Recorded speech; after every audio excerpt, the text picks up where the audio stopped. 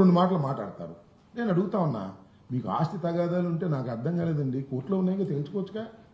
అసలు ఎప్పుడన్నా మీ కంపెనీలో మీకు వాటాలు ఉన్న సంగతి మీరు ఇప్పుడు కంపెనీ చూశారా?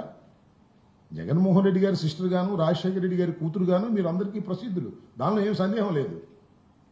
కంపెనీలో వాటాలు కావచ్చు. పెళ్లి అయిపోయిన తర్వాత 10 సంవత్సరాల తర్వాత మా చెల్లికి నేను వాటా ఇవ్వమంటే నేను ఇస్తానా? చంద్రబాబు నియమనే నాకు అర్థం కాలే. చంద్రబాబు నాయుడు గారికి 2 చెల్లెలు ఉన్నారుగా, పాపం ఒక చెల్లి మరీ దారుణంగా ఉందంట. హెరిటేజ్లో సగం వాటా ఇవ్వమని ఇస్తారా? ఇది నాకు అర్థం కాలేదు. ఇప్పుడు టోటల్గా జగన్మోహన్ రెడ్డి గారి ఆస్తులన్నీ అటాచ్ చేయబడ్డాయి. రాజశేఖర గారి మరణం తర్వాత కేసులు ఉన్నాయి, గందరగోళాలు ఉన్నాయి. అసలు ఆ కేసులు ఏమవుతాయి ఏమిటి అనే టెన్షనే లేదు. నాకు వాటా కావాలి, నాకు వాటా కావాలంటే అన్నకి ఇష్టమైతే వాటాలు ఇస్తాడు, ప్రేమ ఉంటే వాటాలు ఇస్తాడు. తన ఆస్తుల్లో వాటాలు ఇవ్వడానికి ఎట్ట కుదురుతుందని అడుగుతా ఉన్నా. నీకేమైనా రైట్స్ ఉంటే you can challenge in the court. Already కోర్టుకి ఎక్కకూడదు అనుకున్నారు, ఎక్కారు.